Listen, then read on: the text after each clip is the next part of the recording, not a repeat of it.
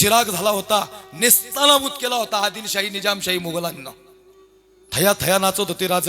तेव्हा आईने आई साहेब जिजाऊंनी शोभाचं मन गडदारलेलं. ऐका पोरांनो, तरुणांनी ऐका आता, हे कीर्तन कशासाठी? असं मन गडदारलं. शोभा अरे चल, तुला आज महाराष्ट्राची सैर करून आणते.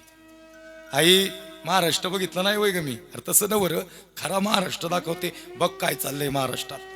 ऐका आई. शोभा काय दिसतंय रे? शोभा म्हणतो आई रयत दिसनाशी झाली ग. लोक घरात लपून बसलीत, कोण विहिरीत लपलंय तर कोण कुठे लपलंय तर कोण कुठे गेलंय. शेतकरी कुठे? शोभा शेतकरी डोंगरदाऱ्यात गेलाय. मग शोभा पेरणी नाही केली तर पिकाचं काय?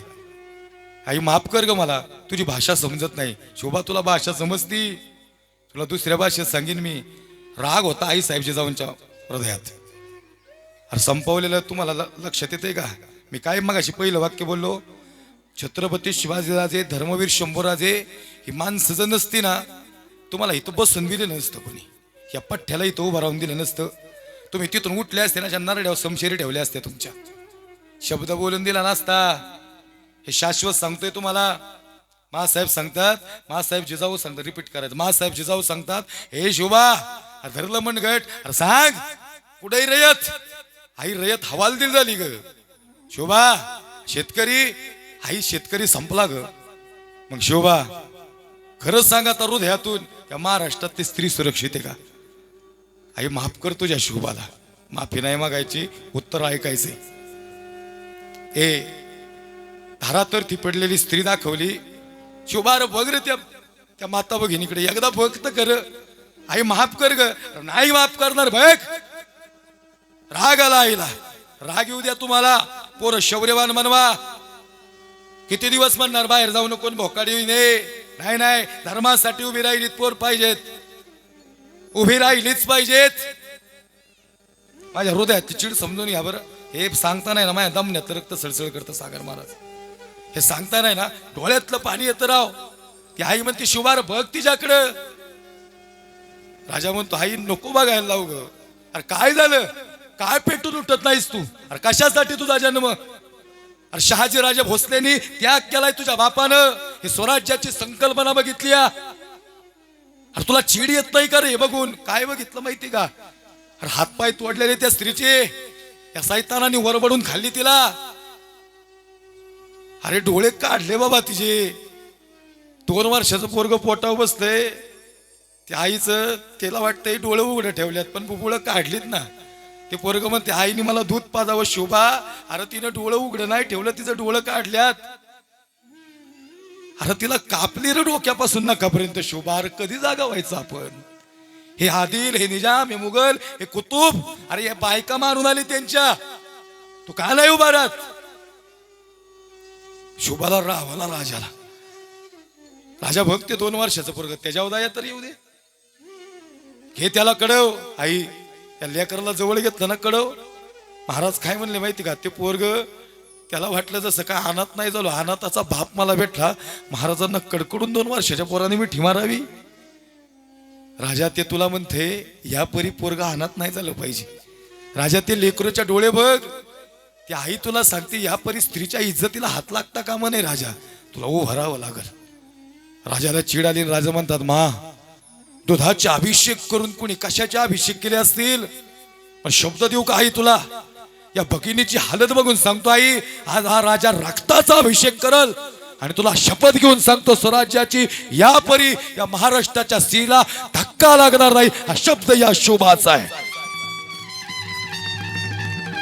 या परी एकही लेकरू अनाथ होणार नाही. हा शब्द शोभाचा आहे. रक्ताचा अभिषेक केला महाराजांनी आणि मग स्वराज्य उभं केलं. काय मला देता कदा सण वेगळीच. ते तानाजी मालुसरेला इडा का देत नव्हता माहिती का राजा? ती माणसाला माणसाची सवय लागलेली असती.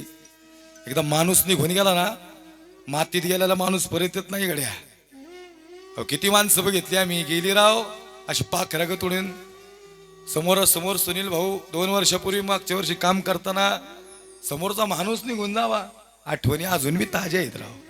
ज्या ज्या कार्यकर्त्यांबरोबर, ज्या कार्यकर्त्यांनी भाऊंबरोबर काम केले ना, ते कार्यकर्त्यांचे डोळे भरून येतात. गॅरंटी देऊन सांगतो तुम्हाला. काय ती तळमळ, काय तो उत्साह, काय समाजासाठी उभं राहावं, हा काय ते हे वेगळंच देखणं. पण माणसं एकदा गेली की नाही येत, हांबाळला फोडावर येतात का बघू. हाय तोवर काम करा समाजासाठी, धर्मासाठी. मी गॅरंटी देऊन सांगतो, मी आज आलो इथे कीर्तन करायला, पण इथं असंख्य कार्यकर्ते भाऊंच्या सोबत काम करणार आहेत. जे मूर्ती वाटप करताना, भाऊंनी त्यांच्या अडचणी दूर करताना, आज त्या पोरांना वाटलं असेल गड्या सुनील भाऊ निघून गेले आमच्या आयुष्यातले, पण आमच्या अडचणी संपवल्या भाऊंनी. एक आवाज दिला तर भाऊ आमच्यासाठी उभे राहायचे. पोरांनो, तुमचे भाऊ तुमच्यासाठी उभे नाही राहणार, पण तुम्हाला धर्मासाठी जर भाऊ उभे राहावेत असे वाटले ना, तर धर्मासाठी तुम्हाला उभं राहावं लागेल. आता ऐका बरं का, त्यांचं अपूर्ण काम तुम्हाला पूर्ण करायला लागेल. लढार क्षणभंगूर नाही बरवासा. अरे आयुष्य असं फास्ट चाललंय, निघत चाललं रे. कोण कुणाचं आहे तवा. गेलेली माणसं स्मरणात राहतात, मग आठवत्यात त्यांचे बोललेले दोन शब्द, ते असे कानावर वारंवार पडतात. ते बसलेल्या जागा, मी खरं सांगू का, 1 वर्ष झालीत ना दादा, 1 वर्ष झाली का पाहून जाऊन. पण 1 वर्षानंतर भाऊ ज्यांच्या बरोबर जिथं जिथं बोलायचे, बसायचे, मिटिंग घ्यायचे, हे सगळे कार्यकर्ते समोर आहेत बघा. इथं जेवढी बसलीत, आज त्यांना आठवण येत असेल, आम्ही आज तिथं जातो पण भाऊ आमच्या सोबत नाहीत. पण एक सांगू का, त्यांच्या कार्यानं ते जिवंत आहेत. म्हणून मी मगाशी सांगितलं ना, जिंदगी मिलना ये भाग्य की बात है, मृत्यू होना ये समय की बात है, लेकिन मृत्यू के बाद भी लोगों के दिल में जीवित रहना ये किए हुए कर्मों की बात है. गेल्यानंतर भाऊ जिवंत आहेत. जिवंत राहिलाच पाहिजे आपण. मृत्यू तर प्रत्येकालाच येणार आहे की. माणसाला माणसाची, अहो मित्र गेला ना आयुष्यातला, मग कळतो मित्र काय आहे. आयुष्यातला मित्र लय महत्वाचा. पोरांनो, मित्र कमवार लय असे मित्र कमवणं जीवलग. कधी गचुंड धरणारे पाहिजे, कधी खांद्यावर हात ठेवणारे पाहिजे, कधी गचुंड धरून असा ओढून एखादी कानफाडीत टाकणारे मित्र पाहिजे. चुकतंय, हे चुकतंय तुझं, असा मित्र पाहिजे. आणि कधी असं बी सांगणारा पाहिजे, अरे मी हाय ना व, तू का काळजी करतोस, मी हाय की, अरे मी असल्यावर तुला अडचणी वय, अरे काय येऊन देईन. मित्र असे असावेत, त्याने आपल्या अडचणी दूर कराव्यात. लई अडचणीत मदत करणारे नकोच, अडचणी नाही आल्या पाहिजेत अशा स्वर्गीय भावांसारखे मित्र पाहिजेत, ज्या अडचणीच नाही येऊन देणार कोणाच्या जीवनात. ऐका ऐका, जसे धर्मवीर शंभूराजांच्या जीवनात कवी कलश सागर महाराज, महिन्यातून तुमचा एक फोन आला तरी बरं वाटतं. सागर महाराजांना आमची आठवण आली. आमचा रोज फोन होत नाही, पण आम्ही मित्र नक्कीच आहे ना. त्यांनी शब्द टाकावून आम्ही कीर्तनाला यावं.